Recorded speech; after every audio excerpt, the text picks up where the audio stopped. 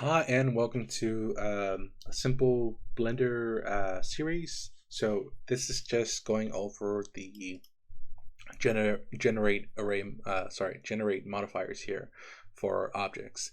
I know this is probably something you can do on your own time, but I'm doing this for myself and for anyone who just wants to, learn a little bit about each modifier and have maybe one or two examples of how to use it.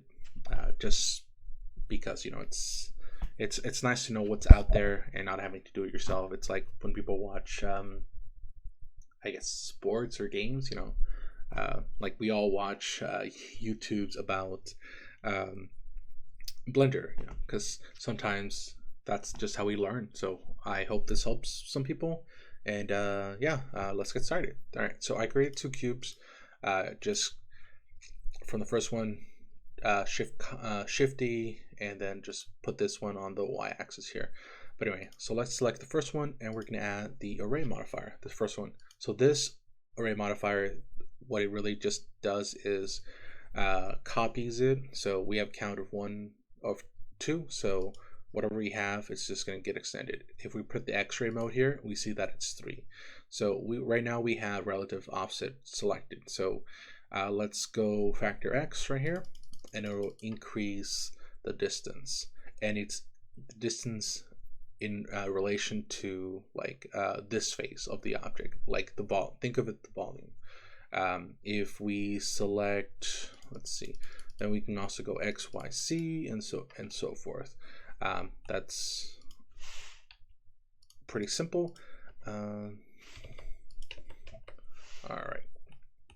Now let's take relative offset and put constant offset. So if you put constant offset, you see that it's replicating, but at the half point of the object. So keep that in mind. And again, we increase this here. So now we put 2 instead of 1. It'll be like the relative offset where it's just 1. And again, increase that, and you get varying replication of the object. Now let's go with object offset. That's why we created this object over here. If we select this object offset here, and then select this, and then select our object, we're going to create two other objects, and the distance between these 2 points is going to be consistent with the distance between the object that you selected. So let's say you have like a tree that's all the way over here, right? And you don't want to like measure the distance between them. Whatever you want copied, you select it, add the array, add object offset, and then select the object that you want copied, their distance, and it'll create something like this. And then that's it. Cool. We're also going to do merge. So merge is, let's see, merge has to be, I think, I'm not 100% on this, but merge has to work with any one of these 3. So we're going to do relative offset, and we're going to bring this down to like 2 and increase the distance. So actually 0.5. 1.5. Okay, there we are. All right.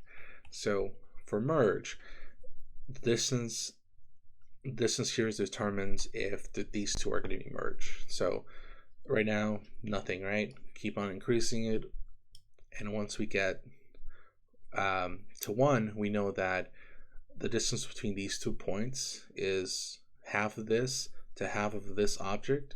It's 1. Even though it's 1.5, it's 1.5 from here. But from here to here, it's just 1. See? Let's go to, all right, 1. All right. So hopefully I'm explaining this careful enough. So when we created the relative offset array of this object, we put it at 1.5. So from here to here, it's 1. It's, sorry about that. Okay, from here to here, it's 1.5, but from here to here, it's 1. So when we get close to 1, it merges both objects together. And I think I can explain the caps one. So for caps, we're going to take relative offset off, and all we're going to do is cap start, select this one, cap start, select this one, and then we're going to do relative offset. And so when we do that, we just make it 1. We've created 2 other objects on each side, and then we can increase the distance between them like this. So it's just kind of like a mirror on the XY across the Y plane. And again, you can keep doing this too, like that. So hopefully that helps you guys. Again, this can be used for, like, let's say you want to build a fence. Let's say you have pillars, so you want to make them across a house, or let's say you're like building the shell of a house and you're making the 2x2s. You can use this to make your life a whole lot easier.